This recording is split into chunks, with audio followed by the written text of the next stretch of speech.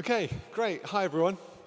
Welcome to this little worry workshop. Excuse the grandness of me being up here. It's just that we're going to stream this one as well, just so we can share it with other people. And hopefully, it'll be helpful for people who can catch up as well.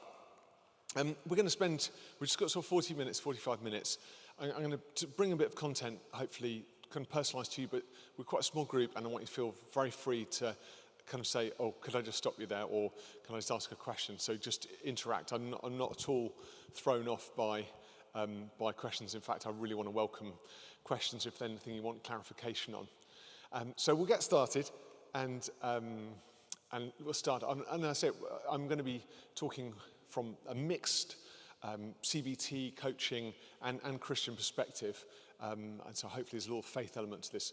If you're not a person of faith here, then please don't be offended by that. That's just where I'm coming from as a priest. The first thing I want to say is, well done, you're in the room.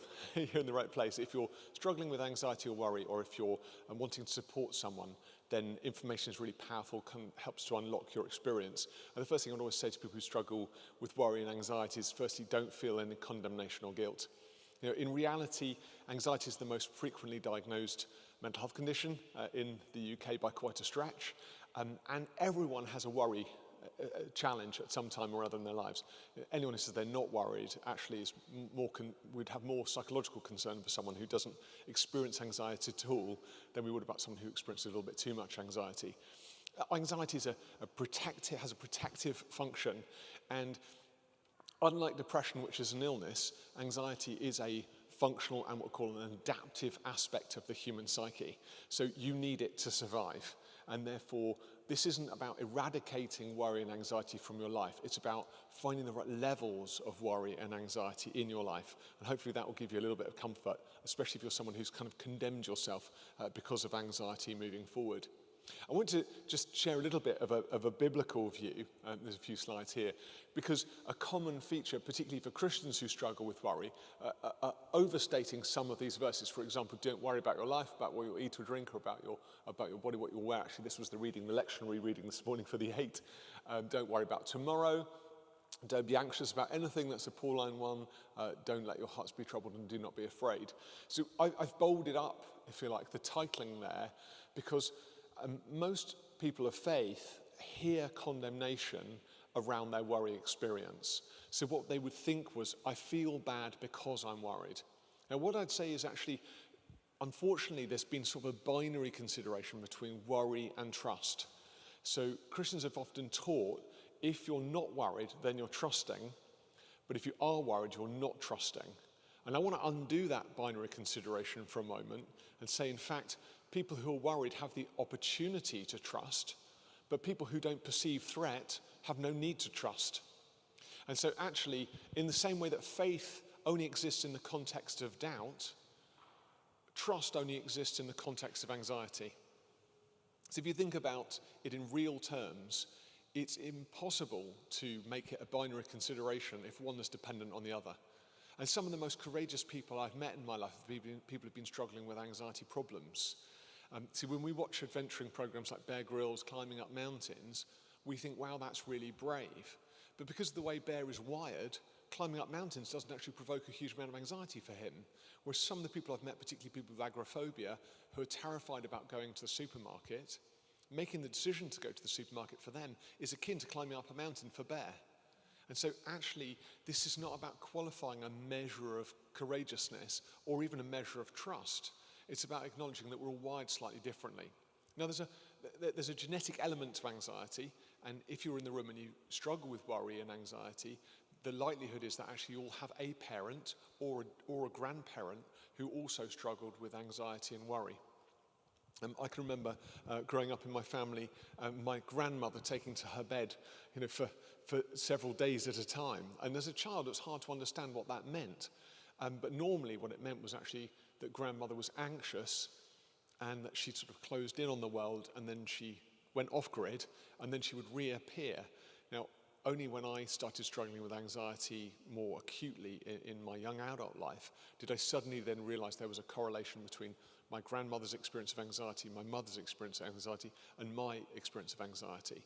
So again, another way to be compassionate towards yourself is to recognize actually you can only play the cards that you've been dealt, and other people might not have the same sort of startle response or the same sort of adrenal response that you have. They haven't got the same challenges that you've got. And therefore, again, this is not about saying that there's a kind of qualifying level of trust versus a qualifying level of fear or anxiety. It's about recognizing that you're responding to your own brain, and therefore you have to do the best you can with the tools that you've been given. So I guess a kind of starting point for you all is to say, it's okay. It's all right. Like I'm dealing with this stuff, and it's okay for me to be me, and this isn't spiritually qualified. And God has not withdrawn from you, or God is not condemning you on the basis of whether or not you struggle with anxiety or worry. And I think that's really, really important. When we think about the promises of God, look again in the light of what I've just said, the promise to have life and life in its fullness in John 10:10, some freedom. The Spirit of the Lord is there is freedom. There's freedom, in Christ. There's a transformation of our minds in Romans 12, the renewing of our minds in all this. And there's a call in Timothy 4:8 about training, that having some value. And what I want to put together here is this idea that actually, that we, whilst we only can play the cards we've been dealt, we actually are not powerless amongst the ruins of our life experience. So if I say to you, it's okay, that doesn't mean a sort of fatalism that says, oh, great, okay, well, I'm just going to sit into my worry and anxiety forever. There's nothing I can do about it.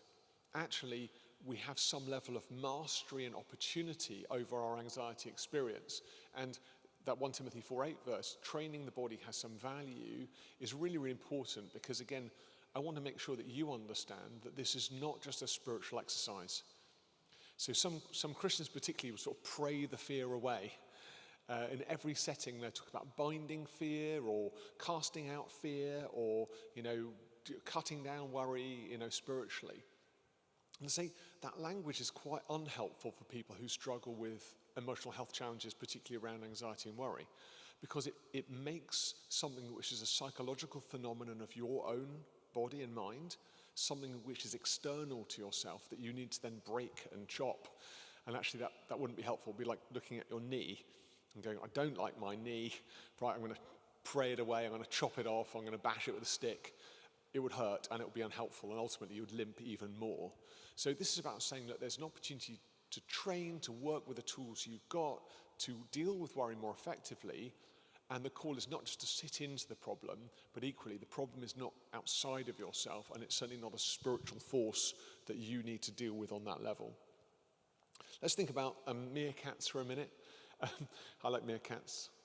A bit passé now, but I still think they're great. And a lot of fun, if you've ever been to London Zoo, they've got a quite good meerkat colony there. And you can kind of spend a long time, I think, watching them. Of all the animals, you can sort of watch them because they're so socialized.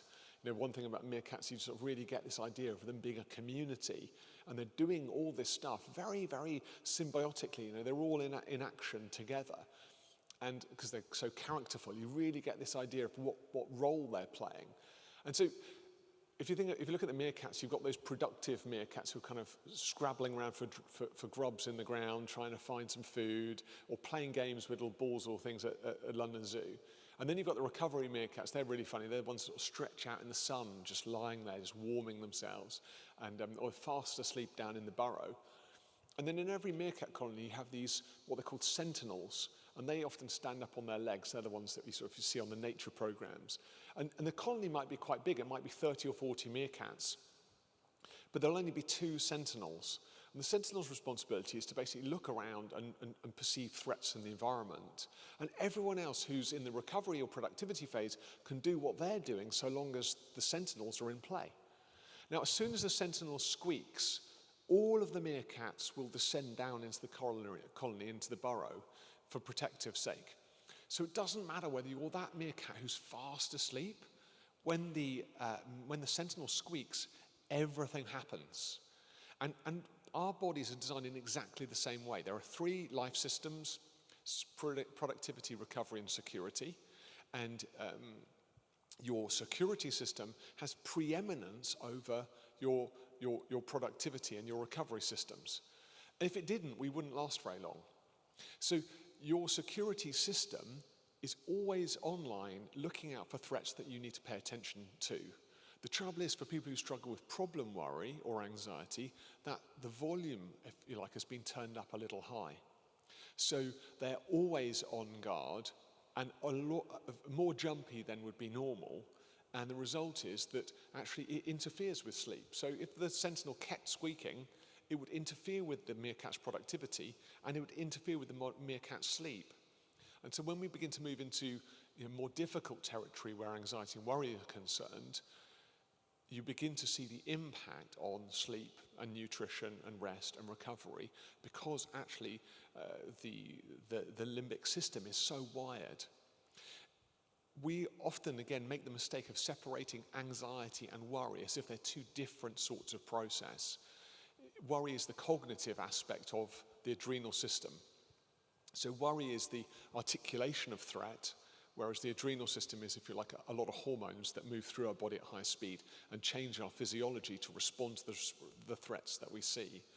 The only difference you could suggest is that worry, if you like, premeditates threats that we need to respond to, whereas the adrenal system tends to be more automatic to genuine threats.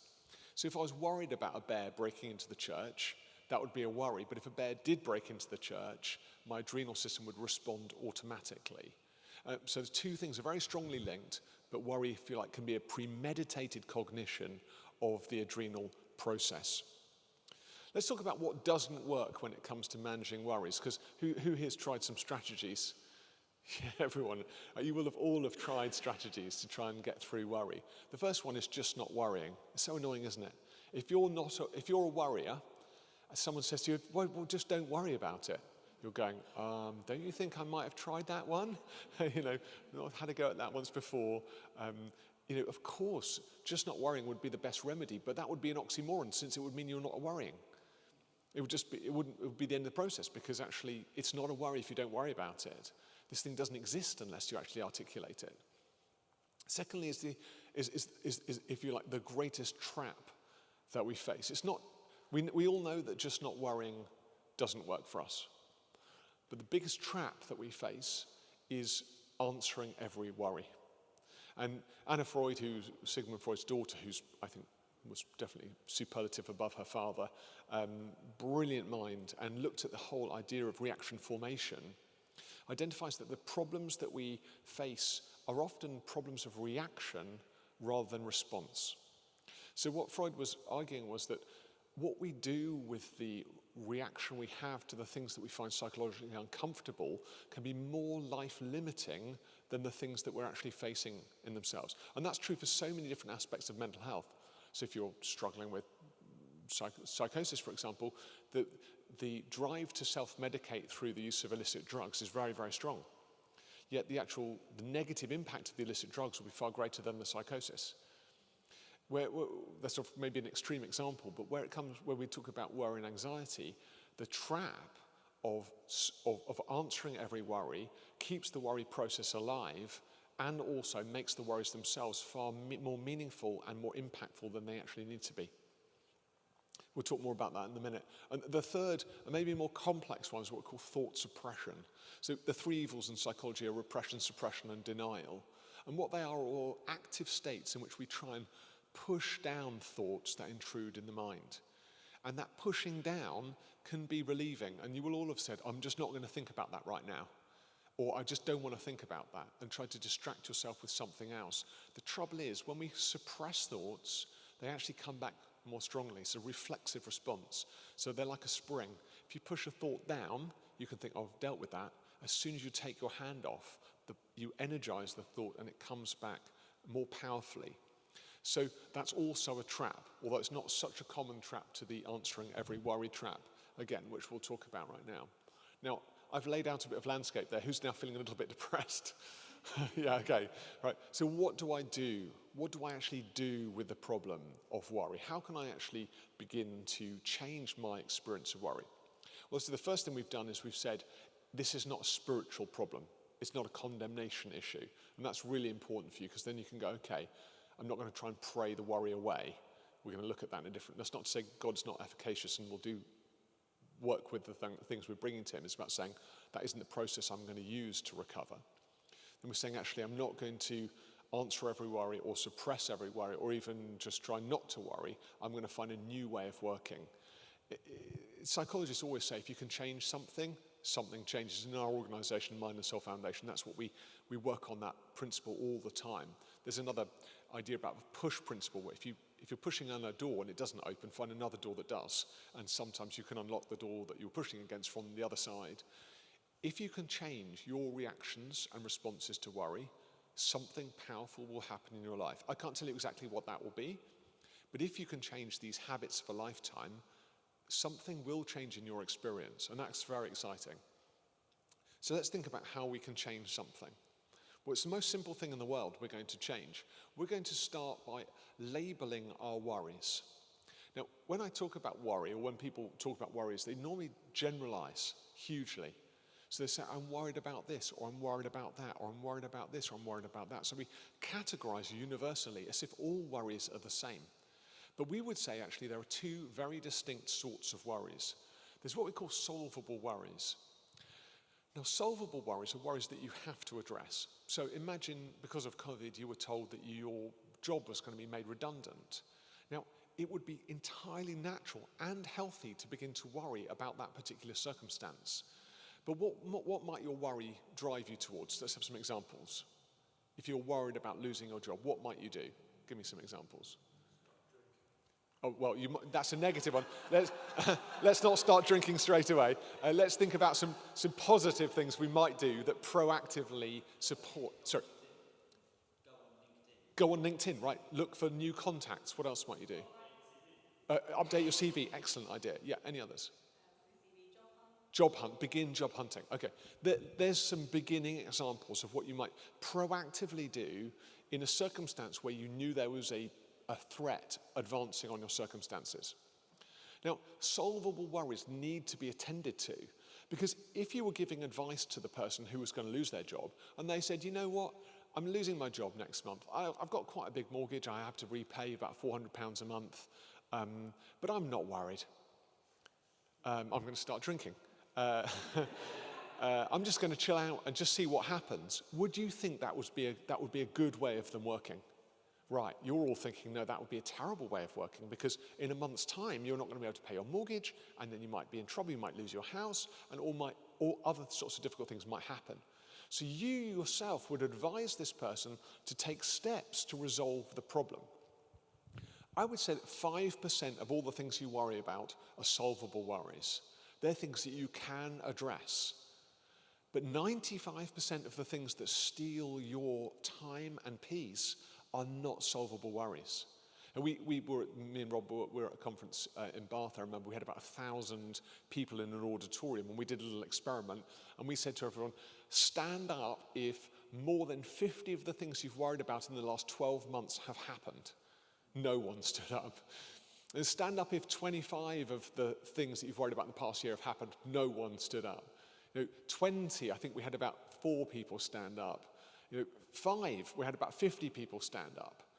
But humans on average have between 18,000 and 50,000 different thoughts every single day. And this was just how many of these events had actually happened in their life within the context of a year. Out of, we estimated, millions and millions of worries, we could account for maybe 1,000. Certainly less than 5%, but I'm going to be generous to worry and say 5% of things we worry about we can actually act on. So let's say that solvable worries are things we would all know that we could do something about. They're nearly always time limited and they require our action. Opposed to them are what we call floating worries. And these are the things which tend to steal our peace most of the time. And I would say to you, if you could identify and label the difference between solvable and floating, you would have a totally transformed life experience. And I can tell you this personally, because I was a terrible worrier who had an anxiety breakdown, and when I began to put this principle into place, I went from worrying for 95% of my day to worrying for less than 5% of my day. So I would say I went from literally turbo worry from the moment I got into the shower in the morning to the moment I put my head on the pillow to actually living the majority of my life with a level of peace and serenity. I can tell you that from first hand that your experience can also be transformed. But the gift comes through the perception of the difference between the things you need to worry about and the things that are actually just intrusive negative thoughts in your mind.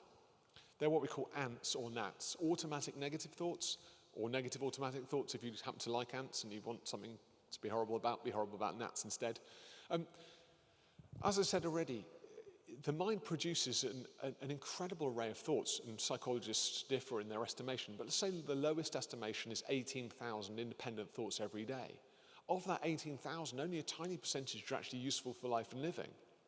Even during my talk, you're thinking about a number of different things, which might have no relevance to the talk that I'm giving, or even where you want to put your attention. And so normally what happens unconsciously in our mind is there's a stream of what we call consciousness which pokes through into our conscious when something is significant or meaningful. So we might read the environment generally, but then when we see something that draws our attention, we see it. We say, oh, I've seen it. And you can be in a room of 100 people you don't know, and then scan the room unconsciously, and then you'll spot a face of someone you do know, and that registrar will poke through into your conscious mind, and you'll go, oh, I can see John. And then you move through the crowd, and you say, oh, hi, John, I just spotted you in the crowd. Did you spot John? No, you didn't know he was even at the same concert as you. But your unconscious scanned the crowd and then poked through the thought of recognition into your conscious mind. Now, if you think about that, where threats are concerned, you're always scanning the environment. It's a crowd of things and events.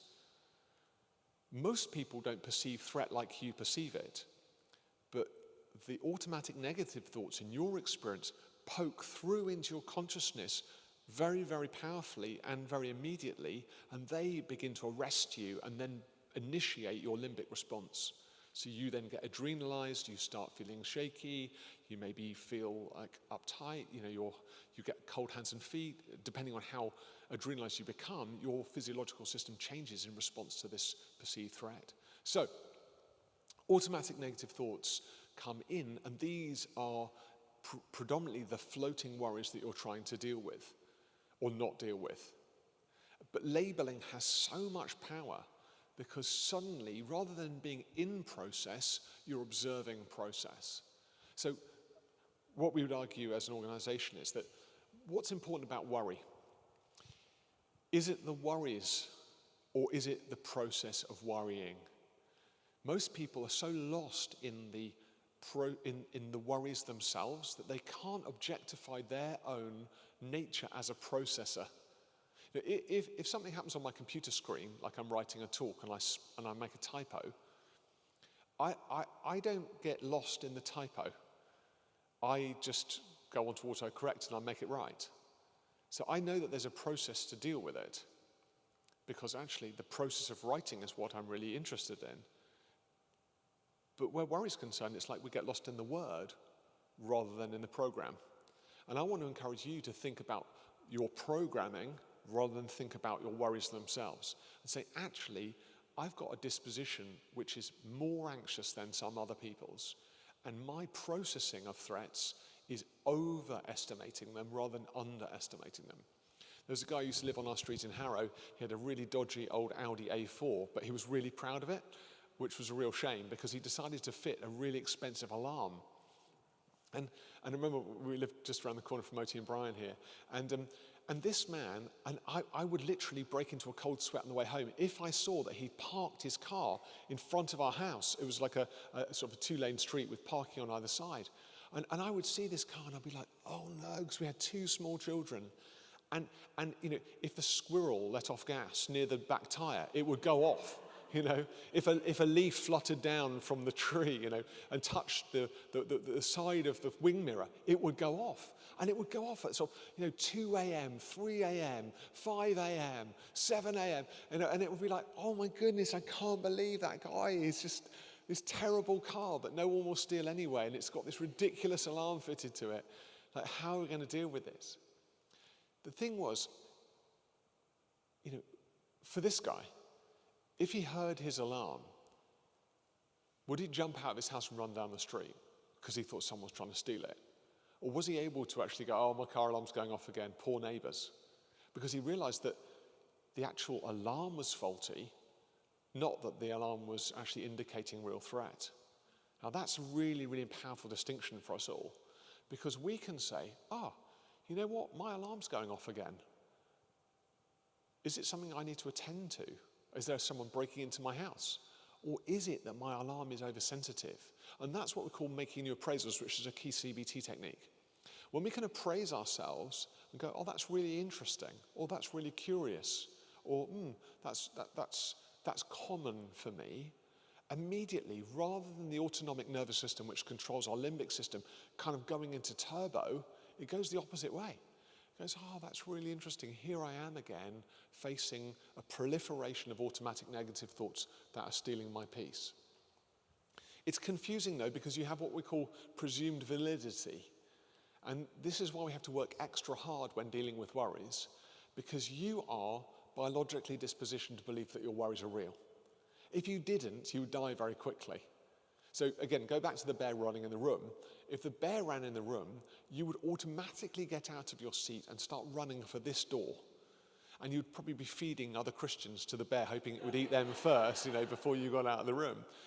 The reason is that you wouldn't hang around to ask rational questions like, why is there a bear in Parsons Green in West London? Why is there a bear in St. Dionysus Church? It's a very nice church, but why would a bear come here? You wouldn't consider the irrationality of the whole thing until you were outside and away from the threat, because actually responding to the threat automatically preserves your life. When you get out onto Parsons Green, which is also very beautiful, you might think, that's really unusual. And when the bear didn't reappear, you might sort of tentatively come back to the door and realize it had rubber jaws and rubber claws, and it was actually our vicar Tim winding us up. Then you go in to test your thesis, to test your hypothesis and say, well, actually, what's going on here? So I want you all, if you're a problem worrier, to start responding to these intrusive automatic thoughts with a level of curiosity that says, oh, that's funny. I've got a disposition towards worry, and here's something that feels catastrophic poking in. Is it the worry I should involve myself in, or is it a sign that the process has come alive in me again?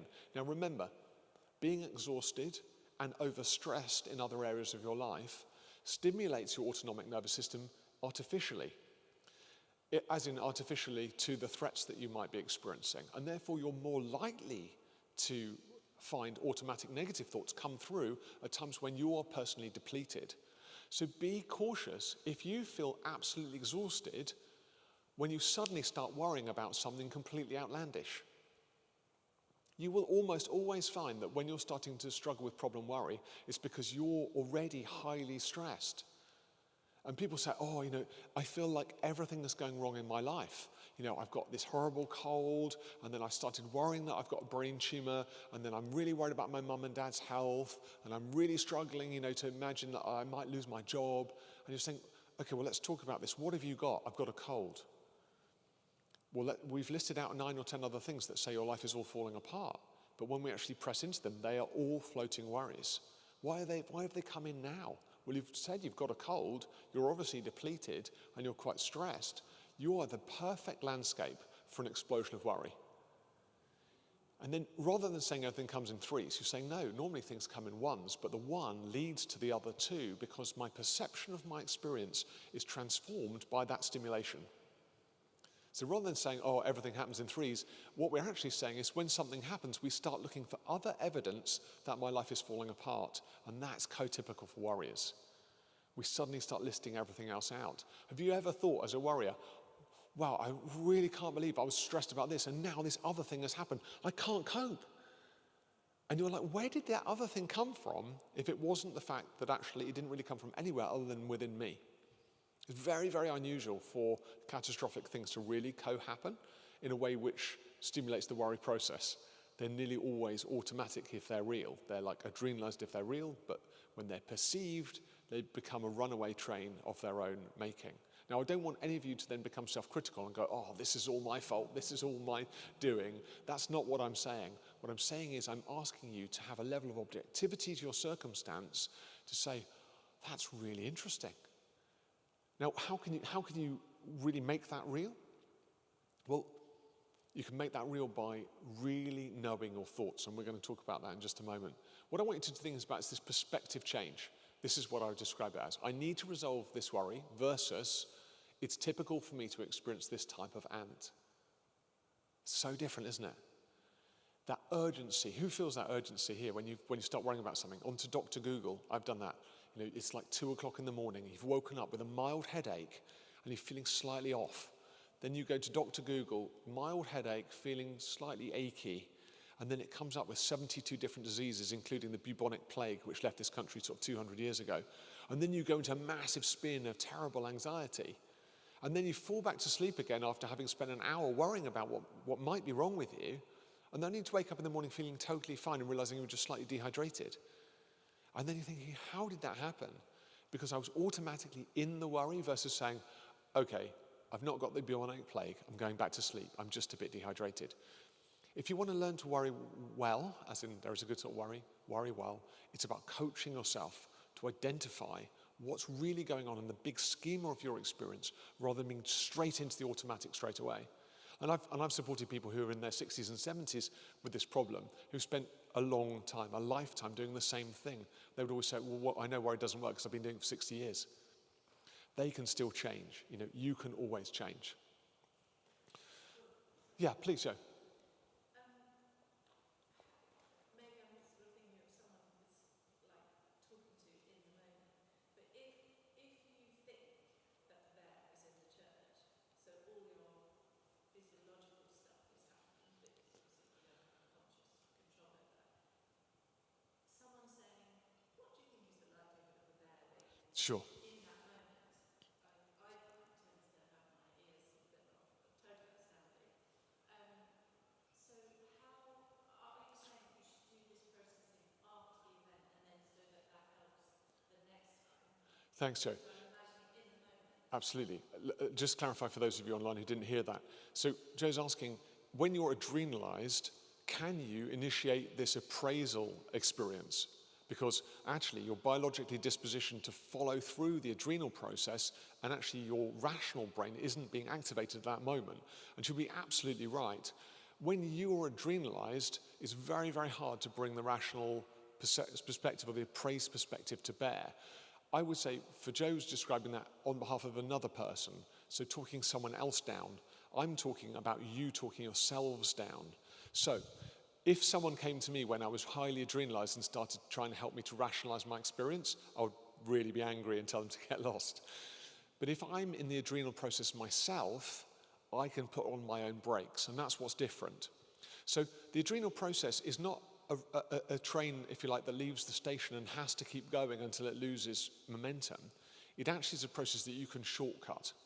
So when you begin to change your immediate perspective, your thoughts have direct consequences on your physiology. So, for example, when I was having an anxiety breakdown, I was having 9 or 10 panic attacks a night. And that's when your adrenal system is so triggered, it literally is going into panic within a second, actually often waking up in a panic attack, which really, when you're asleep, you can't really do anything about when you open your eyes and you're already in the middle of a panic attack. But I learned very quickly to control panic by arresting the adrenal process, by arresting myself by asking myself questions. And the questions were things like, is my worry system supercharged right now? Yes, it is.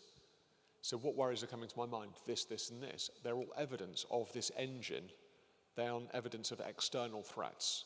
And even just by changing my approach, I found that I was able to breathe it out and find that my adrenal levels dropped to a point where I could begin to believe my own rational mind rather than disbelieve it. And that is really hard, and it takes training, but it's definitely possible. I haven't had a panic attack since 2015. No, since 2005. End of. So that's a long time. Not that having one would be a bad thing, so if you do have them more regularly, don't think that's not victory. It's about control and learning to find peace in the storm. We would say this, so in the majority of cases, the fear that we carry is actually false evidence appearing real. That doesn't mean that we're stupid by listening to it, because actually we're dispositioned to listen to it. But it's about recognizing there's a strong link with fear and perception.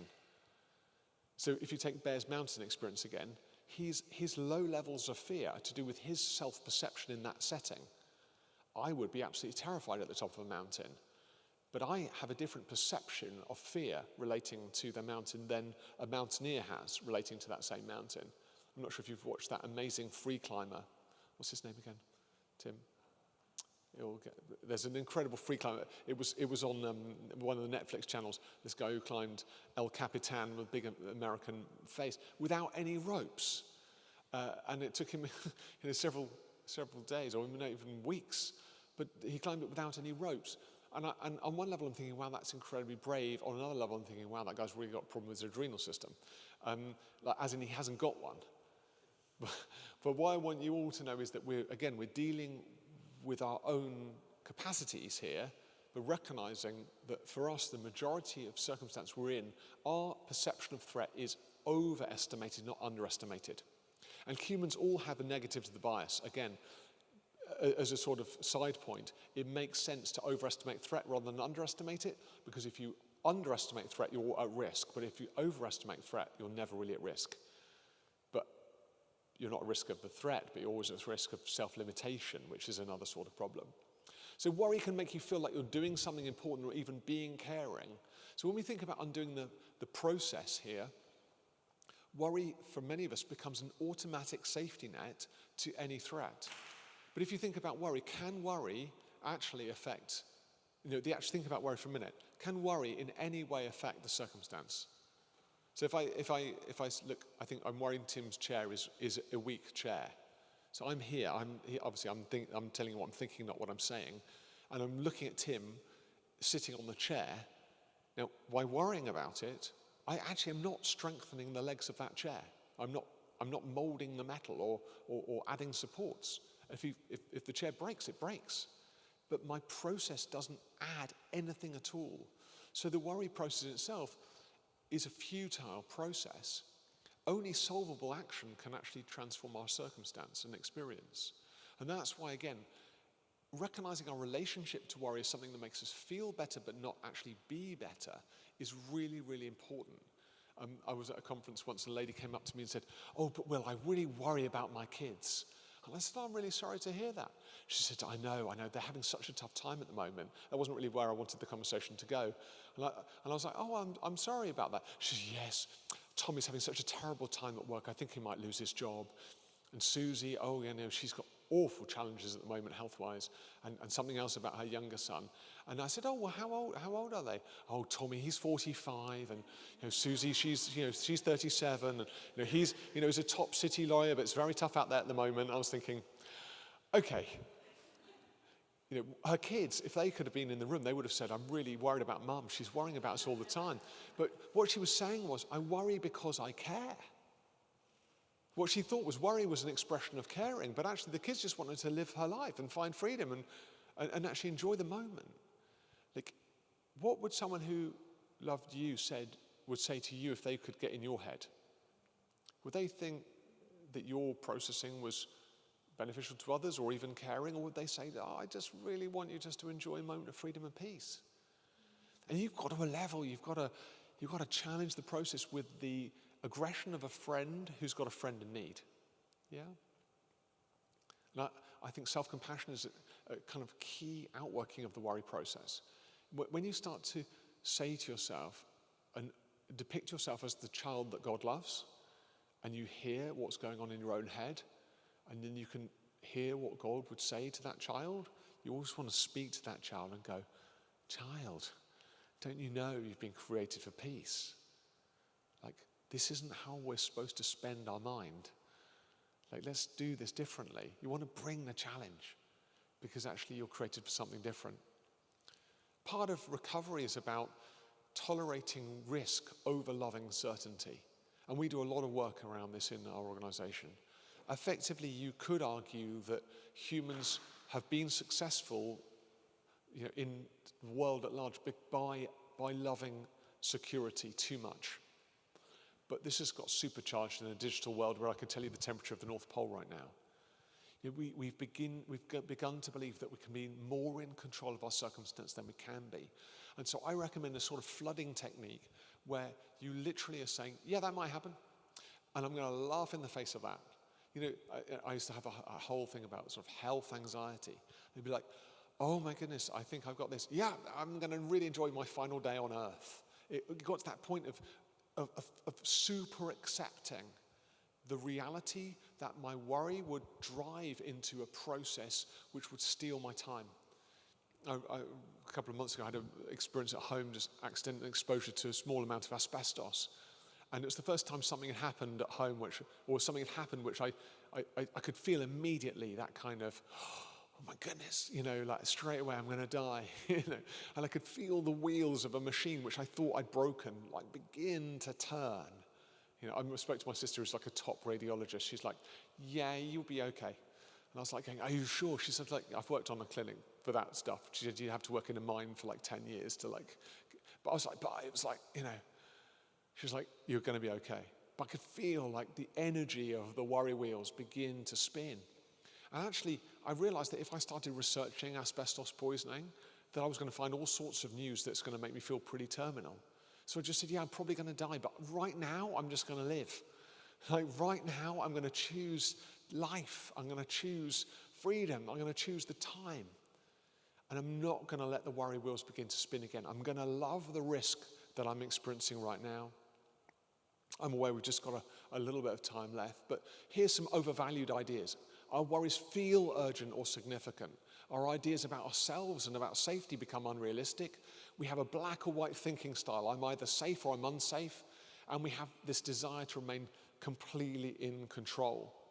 And that false expectation about control and a kind of character assessing self-talk which says, you know, you're at risk, you're at danger, you know, that's what spins most of the worry cycle. It's this idea that I should be completely safe, I don't feel completely in control, and worry is the only way in which I feel I'm able to work things through. And that's what we call the ABCs.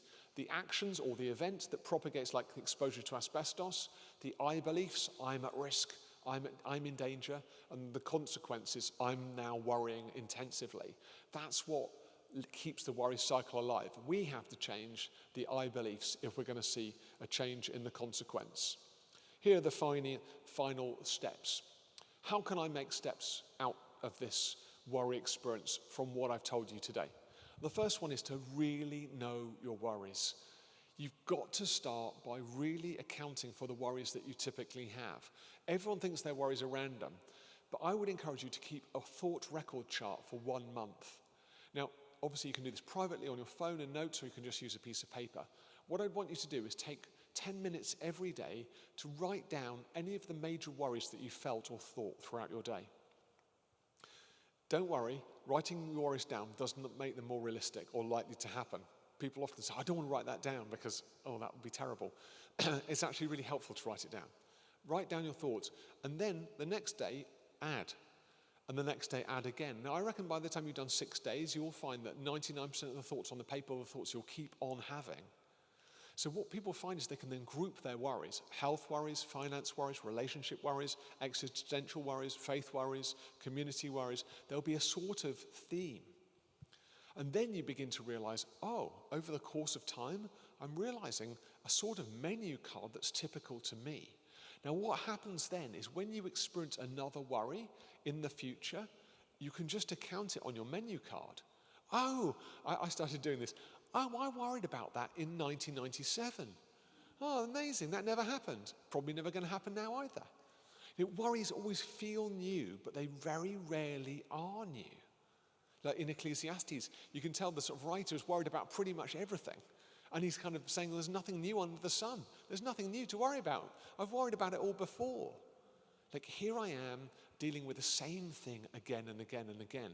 There's so much power in opening that workbook and going, oh yeah, terrified that I've got ME or MS or, oh, there's a list. Like, let's tick off those diseases again, shall we? Because right now, that's what I'm working through. You know, I had a doctor when I was a student, and I remember, like, going to the doctor, like, really regularly. It was just really annoying. I go to a family of loads of doctors who are all hating, like, the fact that half their appointments are hypochondriacs. I shouldn't say that for the recording, and that's not true anymore, but at the time, I'm sure that was the case. You know, and I was one of those people, and I'd really feel better in the doctor's waiting room than I had done before I came to the doctor's surgery, which was really strange and shows you how psychosomatic my wellness was. Because it's like, oh, I feel better now. And then I'd almost feel like a fraud talking to the doctor saying, oh, I've been feeling really unwell, but I feel better now. And then after about 8 appointments with this lovely patient doctor, she said, well, I think you might be struggling, psychologically. Oh, I thought these were all real. Now, that might not be such a dramatic example in your life, but when we know our worries, we can begin to see change. We've talked about making new appraisals, changing the meaning of the worries, and then practicing a sort of contemplation that helps to bring our anxiety levels down to begin to lean more into peace. Here's the phrase, the verse I brought earlier on. Where do I go from here? Training the body has some value. Being godly has value in every way. So what we're doing here is thinking about the training the body bit. CBT, which we've talked about, worry tools, some psychology, some further support, and then spiritually, some prayer and some ongoing awareness of who I am in the light of a God who loves me and knows me. And I would say our prayers are not, God, will you take this worry away? They go, will you help?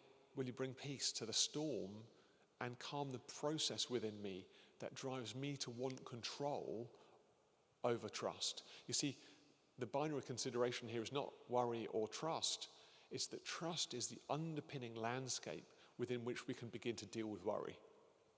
It's when I know that actually I'm secure in Christ that I can begin to take the risks I need to take to deal with the worries that intrude into my mind. And I would say to you all in closing today that you are all loved by God and that He's nothing but goodwill for your life and security for your future. And out of that landscape, we can begin to take the risks of saying, this feels like it might just be a worry, and I'm tempted to let it be, but I'm equally tempted to begin to activate it and start drilling into it. But I'm going to go for the primary on the basis of who I am and not go into this worry process a second time. I've shared a lot of information with you in the last half an hour, and probably too much. But I hope that's a kind of starting point for some more conversations. And this is very much a sort of an entry point, hopefully to help you begin to even just consider a few of the ideas that I've shared today. Hopefully what will happen from here is that when you get home, you might start a worry chart, start dialoguing through some of the worries that you have, and make a decision to start changing a relationship to worry. And if any of you here, particularly at St. Diana's Church, want to just touch base with me and say, this is what I'm doing, I'm finding I'm not getting much relief, or I'm not sure I quite understand that concept or this concept, then I'd love you to come back to me and I'll try and help you to make further progress. Equally, if you are making progress, I'd love to hear, because if you find you're having breakthroughs, and then it'll be super encouraging for me. But also, if you've got strategies that are working for you off the back of what we've said today, then I'd love to hear about them too. So thanks very much for your time. Are there any questions? I'm aware of time and we want to have our lunch, but are there any sort of immediate questions I can respond to? Tim?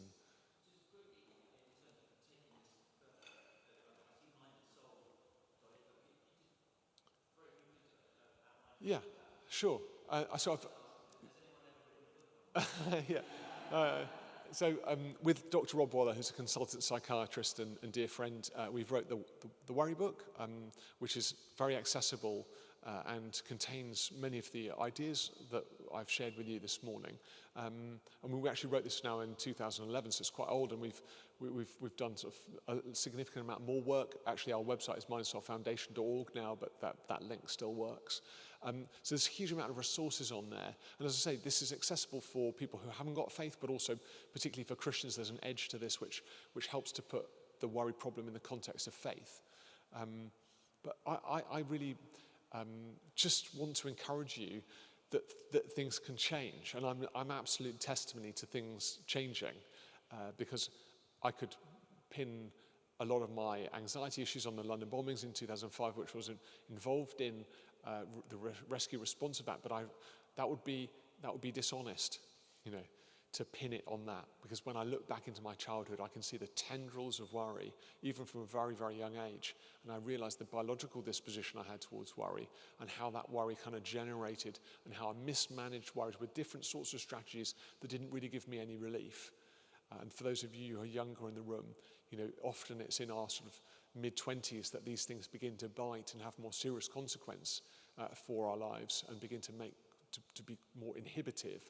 And it's, my encouragement is to make change now, because if we just sit on it and we do the same things forever, they just tend to stay the same or become more limiting. So what we're going to do here at St. D's is, my hope is very much that we can generate more of this kind of material for the church and community. I'm going to be running a session on guilt next month, and then I'm running a session on perfectionism the month after. Guilt might not sound appealing to you as a topic, but it actually very much links with this, false guilt, particularly talking about false guilt, because worry, guilt and perfectionism form what we call the cycle of dysfunction. And these three elements all tend to work together and fuel one another. So we want to try and do a bit of deconstructive work on those three over the course of this term. And we hope to bring in some more workshops and opportunities for further collaboration, moving forward from this point on. Thank you so much again. I think we'll call it there so everyone can head off for some lunch. And then, as I say, personal questions, time to chat, I'm available to you here at the church. And if you've joined us online, hopefully this is a helpful resource for you, and you can lean into the resources that are available at minusselffoundation.org if you'd like further help or have a look at the books. They're all on Amazon and at other reputable Christian bookshops. See you then.